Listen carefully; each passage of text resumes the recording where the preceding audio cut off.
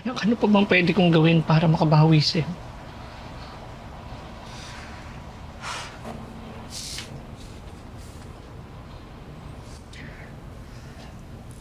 Pa, pupo kayo dun. Ito po.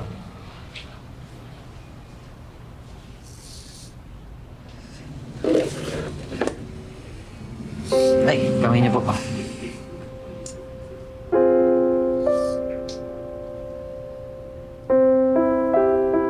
Para saan pa ang ginagawa nating meal restoration kung ang happiness sa puso natin hindi natin marirestore? Mirna po ang totoong pangalan ng aking mama. Tinawag po siyang Moonrise kasi hanggang paglitaw ng buwan, wala po siyang tigil sa pag-aasikaso ng mga kuko. Palagi nga po niya sinasabi sa akin. Ako, mama mo, manikurista mo rin ako.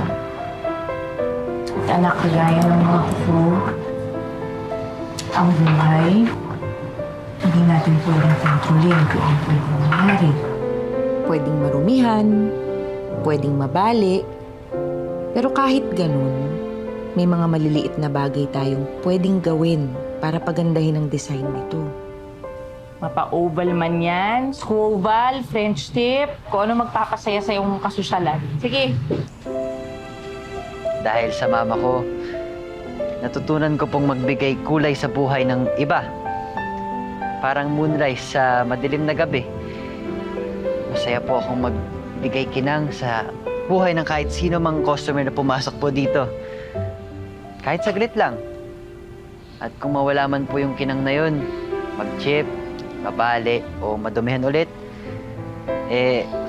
balik lang po kayo. Nandito lang naman po ako. Yung trabaho po ni Mama, trabaho ko rin. Proud ako sa'yo, anak. I love you, Ma. Kami na pong bahala sa kanila.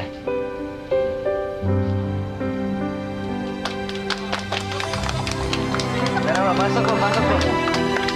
Pasok po. So,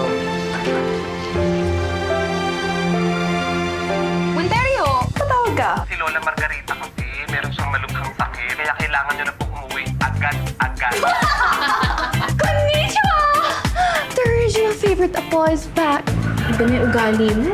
Di bali ng cheap, basta effective. Di bali ng di effective, basta cheap.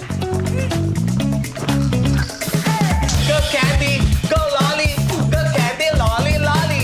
You still got it, Ate Lolly. I trained you well.